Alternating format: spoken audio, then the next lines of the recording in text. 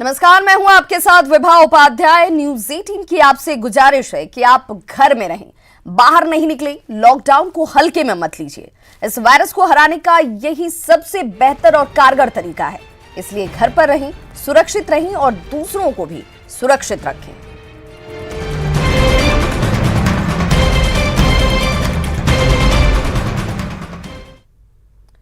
तो बुलेटिन में सबसे पहले जान लेते हैं देश भर में कोरोना को लेकर क्या कुछ अपडेट है। तो कोरोना से अब तक 1218 लोगों की मौत हो चुकी है। वहीं देश में मरीजों की संख्या जो है 37,336 पहुंच गई है। 24 घंटे की बात करें तो 71 लोगों ने अपनी जान गंवाई। देश में अब तक 9,951 लोग इस संक्रमण के बाद भी ठीक हुए हैं। बिहार में 24 घंटे में कोरोना के 41 नए मामले सामने आ गए। वहीं बिहार में कुल मरीजों की संख्या 466 हो चुकी है। देश भर में और 2 हफ्ते के लिए लॉकडाउन को बढ़ा दिया गया है। लॉकडाउन में फंसे छात्रों और मजदूरों की घर वापसी शुरू हो चुकी है। कोटा से 1200 छात्रों को लेकर रांची ट्रेन पहुंचने वाली है।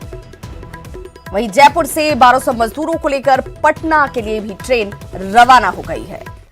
कोरोना बंदी में पहली बार पायलट प्रोजेक्ट के तहत तेलंगाना में फंसे झारखंड के लोगों को ट्रेन के जरिए हटिया लाया गया। हैदराबाद से रांची के लिए स्पेशल ट्रेन चलाई गई। मजदूर दिवस के दिन कामगारों और प्रवासी लोगों के लिए की गई ये पहल का मुख्यमंत्री हेमंत सोरेन ने स्वागत किया। तो घर पहुंचने पर मजदूरों ने सरकार का शुक्रिया किया।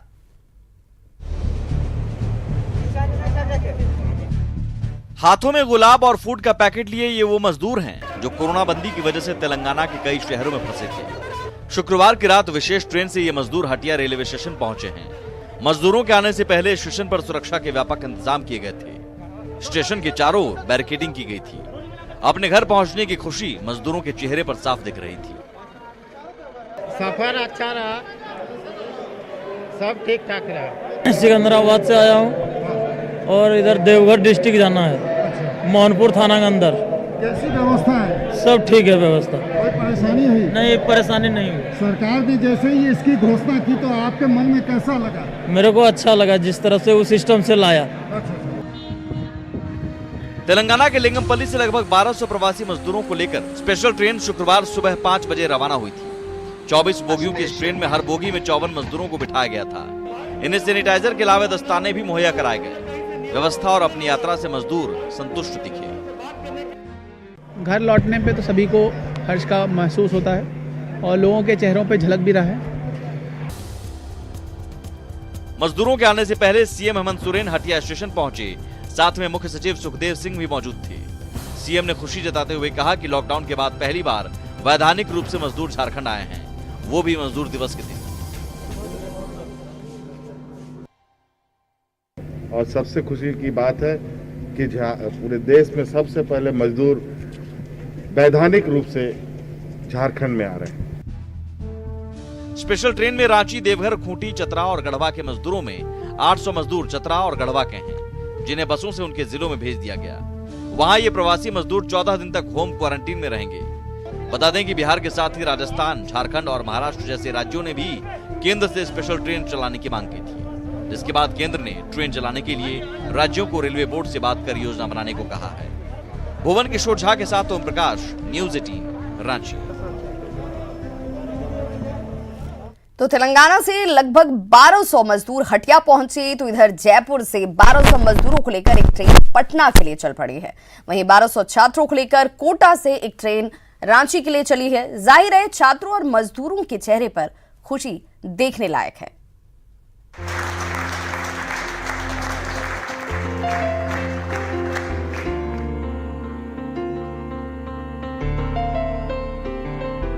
ट्रेन रवाना हो चुकी है और जिला कलेक्टर सहित तमाम लोग जिसके जो है यहाँ से रवानगी के लिए पहुँचे हैं। बच्चों को जो है विश दिया जा रहा है कि वो उनका सफ़र जो है बहुत अच्छे से सफरते हो। राजस्थान और झारखंड सरकार को धन्यवाद करना चाहता हूँ यहाँ से मतलब हमें वापस हमारे घर भेजने के लिए। Very thankful for the Kota administration and Rajasthan government and Jharkhand they bonded very well so that we can feel happy and safe journey.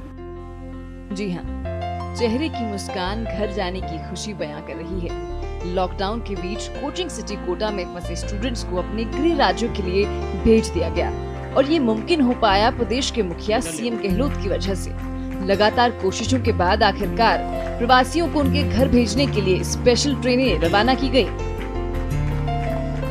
बच्चों के रवाना होने के बाद सीएम गहलोत ने भी ट्वीट कर अपनी खुशी जाहिर की और लिखा कि मुझे खुशी है कि झारखंड के छात्र कोटा राजस्थान से ट्रेन द्वारा झारखंड जा रहे हैं और वो जल्द ही अपने परिवारों के साथ फिर से मिलेंगे। सभी छात्रों को मेरी शुभकामनाएं। छात्रों के बाद मौका था उन प्रवासियों का जो लंबे वक्त से अपने घर जाने को तरस रहे थे। इसी कड़ी में जयपुर से नागौर के 1200 मजदूरों को उनके घर के लिए रवाना किया गया। स्टेशन पर कोरोना संक्रमण के खिलाफ हर जरूरी सुविधा का ख्याल रखा गया। मजदूरों की स्क्रीनिंग से लेकर सोशल डिस्टेंसिंग और सैनिटाइजेशन, हर चीज का बंदोबस्त पुख्ता था। जयपुर से पटना के लिए एक ट्रेन चलाई जा रही है 1 तारीख को, 1 मई को, जो हमारा श्रमिक दिवस भी है और इन ट्रेनों का नाम भी श्रमिक स्पेशल ट्रेन सेवाएं रखा गया है और ये उन्हीं श्रमिकों को घर ले जाने के लिए है। यह ट्रेन सेवा केवल उन्हीं लोगों के लिए है जिनको कि राज्य सरकार ने चिन्हित किया है, उनको स्क्रीन किया है और उन्हें बसों में राज्य सरकार के द्वारा स्टेशन पर लाया जा रहा है। इसमें आम जनता के लिए टिकट बुकिंग की सुविधा उपलब्ध नहीं है। बता दें कि प्रवासियों को घर पहुंचाने के लिए 6 ट्रेनों का संचालन होगा, जिसमें लिंगमपल्ली से हतिया, अलुवा से भुवनेश्वर, नासिक से लखनऊ, नासिक से भोपाल, जयपुर से पटना, कोटा से हतिया शामिल हैं। लॉकडाउन भले ही बढ़ गया हो, लेकिन अपने घरों से दूर दूसरे राज्यों में फंसे लोगों के लिए सरकार की ये पहल राहत देने वाली है और सराहनीय भी है। उम्मीद यही की जानी चाहिए कि दूसरे और जो राज्यों के बच्चे यहाँ पर हैं उनके लिए भी ट्रेन का जो सफर है उसका इंतजाम हो जाए ताकि आसानी से वो बच्चे अपने घरों पर पहुँच सके। कैमरा पर्सन मुकेश शाकेवाल के साथ शाकिर अली, न्यूज़ 18 कोटा। तो देखिए, अब प्रवासी मजदूरों को लेकर जहां एक तरफ बिहार की सियासत गर्मा गई है, वहीं देश के दूसरे राज्यों में फंसे मजदूरों को बिहार लाने को लेकर अब सियासी पार्टियों के बीच होड़ सी मच गई है। फिर चाहे तेजस्वी यादव हों या फिर पप्पू यादव, सब बस इसे बस को लेकर के तैयार खड़े हैं। अब इसमें मांझी भी कूद पड़े हैं, लेकिन सरकार बस नहीं बल्कि ट्रेन के जरिए मजदूरों को बिहार लाने की तैयारी में है। संकट में भी जारी है सियासत, मदद या वोट बैंक की चिंता, मजदूरों के बहाने अपने अपने दांव। मौका कोई भी हो, सियासी लोग सियासत खोज ही लेते हैं। मामला मजदूरों से जुड़ा हो तो जाहिर है चुनावी साल में इस बड़े वोट बैंक को साधने की कवायद होगी ही। सबसे पहले तेजस्वी यादव ने इस पर अपनी आंख गड़ाई है। तेजस्वी ने आरजेडी की तरफ से 2000 बसों की पेशकश भी कर दी है। तेजस्वी ने सबसे पहले ट्वीट करके ऑफर दिया, फिर क्या था, पप्पू यादव भी बस लेकर बॉर्डर पर खड़े हो गए। इन सब के बीच मांझी और कांग्रेस भी अपना दांव खेल रही है। हमारी भी जिम्मेवारी बनती है, क्योंकि विपक्ष है, हमारी भी जिम्मेवारी बनती है, लेकिन सरकार का आदेश चाहिए। जिसकी सरकार होती है उसका आदेश का पालन हमें करना है। तो हमने ऑफर दिया है सरकार को कि आप सक्षम नहीं तो 2000 बस हम दे रहे हैं। हमारे नेता तेजस्वी प्रसाद यादव ने ऑफर किया है। कहा लगी हुई है, वहां के कलेक्टर ने कहा कि 200 से 250 बस की जरूरत है पहले ट्रिप में। सरकार के पास वो बस है, मेरी हैसियत तो 200 बस की नहीं है। कल मैं और कोशिश करूंगा 20 से 25 बस बिहार से राजस्थान भेजने की। दरअसल डिप्टी सीएम सुशील मोदी ने बसों की व्यवस्था में असमर्थता जताई थी, जिसके बाद तेजस्वी यादव ने ट्वीट किया था, लेकिन सरकार इसे केवल और केवल विपक्ष का पॉलिटिकल स्टंट बताती है। दुनिया के लिए जो सबसे बड़ा क्राइसिस है, उस क्राइसिस में नेता प्रतिपक्ष बिहार में नहीं है। अब उनका ट्वीट आता है 11 बजे। 11 बजे ट्वीट आने का या तो वैसे जगह पर है जहां पर हमारा जब रात होता है तो वहां दिन हो जाता है, तो उनको बताना चाहिए कि कहां है। बेशक मंत्री जी अपनी सरकार का बचाव और साथ में विरोधियों को मजदूरों के नाम पर सियासत करने का आरोप लगा रहे हों, लेकिन सच ये भी है कि मजदूरों और छात्रों के मामले में बिहार की सरकार पर हर तरफ से सवाल भी उठे हैं। लेकिन विपक्षी पार्टियां जो कर रही हैं, वो भी सिर्फ और सिर्फ वोट बैंक की चिंता ही है। अमित कुमार, न्यूज़ 18 पटना। तो यूं तो बिहार में डबल इंजन की सरकार है, लेकिन गरीबों की भूख मिटाने के नाम पर डबल इंजन की सरकार आपस में ही खींचतान में जुटी है। दाने दाने को मोहताज गरीबों के लिए राशन उपलब्ध कराने के बजाय केंद्र और राज्य सरकार गरीबों के आंकड़ों में उलझी हुई है। राशन ले नहीं तो कहते ना मिली, हमको राशन ना मिली तो कार्ड हम जाएंगे और ना दिलो ना ये कह दिलो से मार के 4 हमला फसल बाकी बहुत 3 नंबर वार्ड के राशन लेके मिलल, अंत्योदय राशन पीआर का कार्ड के छाट दल बा। दिक्कत यही है कि सही समय से राशन तो मिलता नहीं। इस महामारी में फरवरी के बाद राशन वितरण बिल्कुल हुआ ही नहीं है। भूख है तो सब्र कर, रोटी नहीं तो क्या हुआ। आजकल दिल्ली में है जेरे बहस ये मुद्दा। आधार कार्ड जोड़ाते नहीं, गिड़गिड़ाने का यहाँ कोई असर होता नहीं। पेट भरकर गालियां दो, आह भरकर बद्दुआ। भूख है तो सब्र कर, रोटी नहीं तो क्या हुआ। आजकल दिल्ली में है जेरे बहस ये मुद्दा। जी हां, कोरोना बंदी के कारण बिहार में गरीब दाने दाने को मोहताज हैं और सरकारें ईचक दाना बीचक दाना खेल रही हैं। बिहार सरकार में खाद्य आपूर्ति मंत्री मदन सहनी और केंद्र सरकार के खाद्य आपूर्ति मंत्री रामविलास पासवान के बीच गरीबों की गिनती को लेकर बहस छिड़ी हुई है और गरीब भूखे पेट दिन गिन रहे हैं। भारत सरकार से माननीय मंत्री जी से हम लोगों ने अनुरोध किया है कि हम लोगों को नए जो राशन कार्डधारी होंगे 30 लाख परिवार के लगभग होंगे और 30 लाख परिवार के हिसाब से लगभग 1.5 करोड़ लोग बनते हैं। लेकिन वहां से जो लिस्ट अभी तक जो है 2016 से लेकर के अभी तक वो 8 करोड़ क्या कहते हैं कि 57 लाख है। तो 14 लाख कमी है कि जब नया सेंसस आएगा, जनगणना होगा, उस जनगणना जो कि एक्ट बना है उस एक्ट के मुताबिक 2011 का जनगणना के मुताबिक अभी दे रहे हैं और 2021 में जब नया जनगणना होगा जो बढ़ेगा उसके मुताबिक तय किया जाएगा। यह कि हम कैसे देंगे, हमारे पॉकेट का तो चीज है नहीं। तो इसलिए मान लेते हैं कि जो लिस्ट, जब तक लिस्ट नहीं आएगा तो हम किसको अनाज दे रहे हैं। इसमें क्या कहते हैं कि 1,94,000 करोड़ का हम सब्सिडी देते हैं। 3 महीना का जो फ्री राशन कार्ड दिया है वो 40,000 करोड़ का है। तो कल कोई कोर्ट में चला जाएगा कि साहब ये 40,000 करोड़ का जो है इन्होंने दिया है, किसको दिया है। दरअसल 2011 जनगणना के मुताबिक बिहार की आबादी 10.38 करोड़ है। एनएफएसए के मुताबिक लाभुकों की संख्या 8 करोड़ 71 लाख होनी चाहिए, लेकिन पीडीएस लिस्ट में 8 करोड़ 57 लाख का ही नाम है। यानी बिहार में लगभग 14.5 लाख लाभुकों का गैप है। वहीं 2016 से अब तक 14.5 लाख लोगों की लिस्ट बिहार सरकार ने अपडेट नहीं किया। केंद्र ने 30 मार्च को 8 करोड़ 57 लाख लोगों के लिए राशन दिया। इसके अलावा केंद्र ने लगभग 7.5 लाख और लोगों के लिए राशन दिया, लेकिन 7.5 लाख लाभार्थी की लिस्ट पीडीएस पोर्टल पर अब तक राज्य सरकार ने अपलोड नहीं किया। राज्य सरकार ने 30 लाख नए परिवारों के लिए अब राशन की मांग की है। 30 लाख परिवार के हिसाब से 1.5 करोड़ लोगों के लिए राशन की मांग की गई है। ये मांग 2021 की संभावित जनसंख्या के आधार पर की गई है, लेकिन केंद्र सरकार ने राज्य सरकार के इन आंकड़ों को खारिज किया है और साथ ही बचे हुए 14.5 लाख लाभुकों की लिस्ट अपडेट करने को कहा है। केंद्र ने साफ किया कि 14.5 लाख लोगों की लिस्ट अपडेट होने पर ही राशन मुहैया कराया जाएगा। गरीबों के हिस्से की रोटी के नाम पर केंद्र और राज्य आंकड़ों में उलझे हैं और वहीं अब सियासी रोटी भी सेकी जा रही है। मैं समझता हूं कि ये सारे सवाल तब ज्यादा महत्वपूर्ण हो जाते हैं जब प्रवासी मजदूरों की बात होती है। सहूलियत और प्रिविलेज्ड क्लास के बारे में इस तरह की कोई चिंता नहीं होती है। ये चिंता का विषय होना चाहिए, सामूहिक चिंता का, चाहे केंद्र में बैठे लोग हों या राज्य में बैठे लोग हों। जाहिर है डबल इंजन की सरकार गरीबों के आंकड़ों के खेल में उलझी है और बिहार में गरीब दाने दाने को मोहताज हैं। अमितेश, न्यूज़ 18, दिल्ली। तो कोरोना बंदी को लेकर जरूरतमंदों को राहत पहुंचाने की दिशा में प्रशासनिक महकमे से लेकर विभिन्न सामाजिक एवं स्वयंसेवी संगठन लगे हुए हैं, लेकिन जिस इलाके में कोरोना के पॉजिटिव मरीज मिलते हैं उस इलाके को सील कर दिया जा रहा है, जिसकी वजह से राहत सामग्री का वितरण नहीं हो पा रहा। नवगछिया के हरियू, सिकंदरपुर और इशाकचक मोहल्ले में इस तरह के मामले सामने आने के बाद प्रतिनिधियों की सुरक्षा की मांग अब उठने लगी है।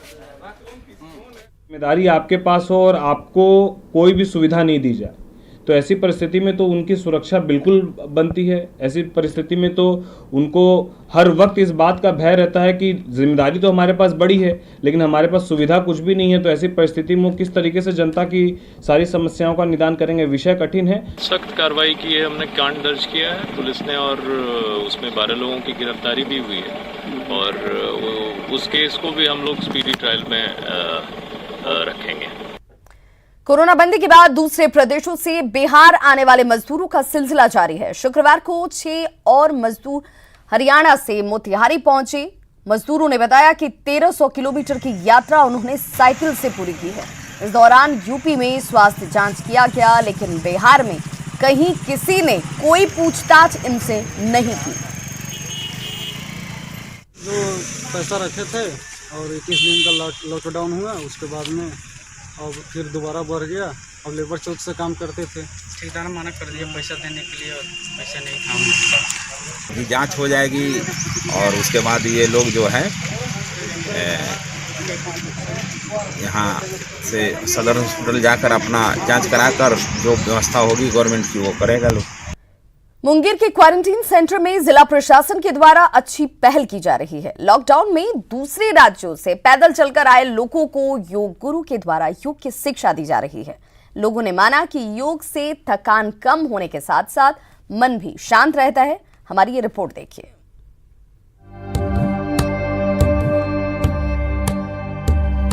योग स्वस्थ जीवन यापना की कला और विज्ञान है जो मन एवं शरीर के बीच सामंजस्य स्थापित करता है। जी हाँ, योग लाभ की यह तस्वीर मुंगेर जिले के तारापुर की है, जहाँ दूसरे राज्यों से पैदल और साइकिल से लौटे मजदूरों का आना बदस्तूर जारी है। कोरोना संक्रमण न फैले इसके लिए प्रशासन ने शांति नगर के बीएड कॉलेज को क्वारंटीन सेंटर बनाया है। लोग तनाव और डिप्रेशन का शिकार न हो इसके लिए प्रशिक्षित योग गुरु की ओर से योग क्लास की व्यवस्था की गई है। बहुत अच्छा लग रहा है, शरीर स्वस्थ लग रहा है, शरीर हल्का लग रहा है, ठीक लग रहा है। मुंगेर योग विद्यालय के योग गुरु राजेश कुमार मिश्र ने बताया कि कोरोना वायरस शरीर की रक्षा प्रणाली को ध्वस्त करता है। अगर हमारे शरीर का इम्यून सिस्टम सही रहेगा तो हम कोरोना को पराजित कर सकेंगे। उन्होंने कहा कि योग की निःशुल्क सेवा राष्ट्र हित और देश हित में कर रहे हैं। अगर हमारे शरीर का इम्यून सही रहेगा तो हम कोरोना को पराजित कर देंगे। वहीं तारापुर डीएसपी रमेश कुमार ने बताया कि पैदल और साइकिल से कई दिन का सफर तय कर लोग बंगाल, दिल्ली, मुंबई और अन्य कई राज्यों से लौट रहे हैं, जिसके कारण उनकी मानसिक स्थिति और शारीरिक स्थिति दोनों प्रभावित रहती है। लिहाजा उन्हें 14 दिन के लिए एकांतवास योगाभ्यास भी कराया जा रहा है ताकि इसके बाद जब वे अपने गांव लौटे तो उनमें एक अलग ऊर्जा का संचार हो। तो हम लोगों ने इनको ये किया कि इनमें एक अनुशासन की भी भावना रहे, इनको मन भी लगा रहे कि ये घर में है, ये घर से दूर है लेकिन ये घर जैसा इनको माहौल मिले। व्यवहारिक स्तर पर योग शरीर, मन और भावनाओं को संतुलित करने और तालमेल बनाने का एक साधन है। योग जीने का एक तरीका भी है और अपने आप में परम उद्देश्य भी। न्यूज़ 18 के लिए मुंगेर से अरुण कुमार की रिपोर्ट। कोरोना बंदी में रोहतास में कोरोना बंदी के बीच शादी हुई। हालांकि इस दौरान सोशल डिस्टेंसिंग की धज्जियां उड़ाई गई। शादी 25 अप्रैल को तय थी, कार्ड भी छप गए, लेकिन इस बीच कोरोना बंदी हो गई। लेकिन औरंगाबाद का दूल्हा बुलेट से शादी करने के लिए पहुंच गया और शादी के बाद बुलेट से ही दुल्हन को लेकर पहुंचा। तो तस्वीरें आपके सामने हैं। कोरोना बंदी है लेकिन इसमें भी शादी रचाएगी और सोशल डिस्टेंसिंग का ख्याल बिल्कुल भी नहीं रखा गया।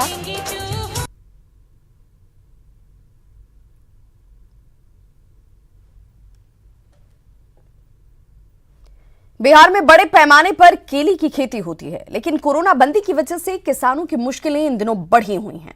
फसल तैयार है लेकिन बाजार उपलब्ध नहीं। सरकार सिर्फ और सिर्फ दावे कर रही है जो किसानों के लिए बेईमानी साबित हो रही है।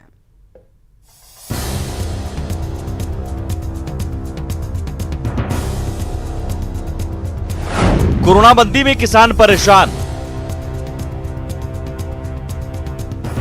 केले की खेती में हो रहा नुकसान। फसल तैयार नहीं, मिल रहा बाजार।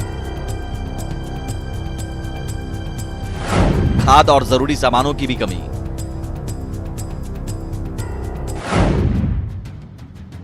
केले की फसल की आकर्षक तस्वीर है पटना से सटे हाजीपुर की। बिहार और खासकर हाजीपुर का केला दुनिया भर में मशहूर है। हाजीपुर से लेकर किशनगंज तक केले की खेती होती है। केले की बागवानी लगभग 4.9 लाख हेक्टेयर में की जाती है, जिससे 180 लाख टन केले का उत्पादन होता है।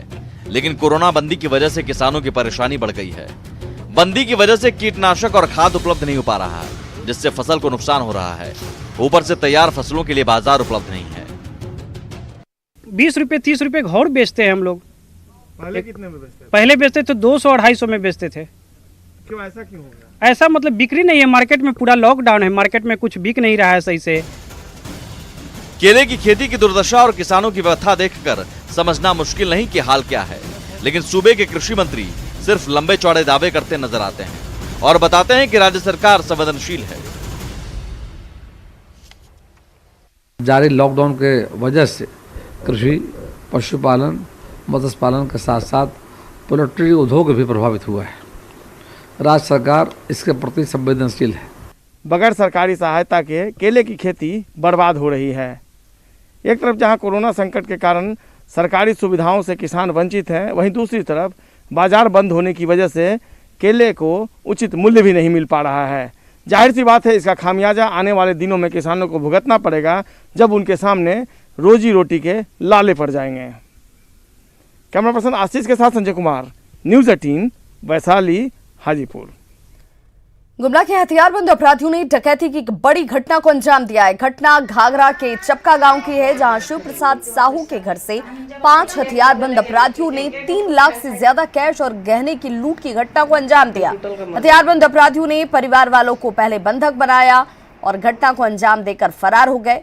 घर में महिला समिति के भी पैसे रखे गए थे। फिलहाल पुलिस अब इस मामले की जांच में जुटी है। 5 थे और बाहर थे, उसको तो नहीं जानेंगे, वो लोग बंद कर दिया था। अब वो लोग तो बोल रहा था कि बाहर है, अभी बाहर वाला आदमी को अभी बुला है, ज़्यादा तुम लोग शोर करेगी करके। हम बोले कि भैया ये तो ग्रुप का पैसा है, इसको छोड़ दीजिए, बाकी सारा ले जाइए कुछ भी, लेकिन इसको छोड़ दीजिए, हम कैसे चुकाएंगे। तो बोलता है हम लोग का भी मजबूरी है।